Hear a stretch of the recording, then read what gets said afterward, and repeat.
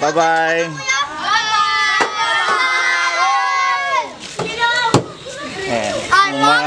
Yung mga kids dito sa Ginarona. Barangay Ginarona. Opo. Very good. Once na matupad yung wish mo, dapat bumalik ka dito. Yes.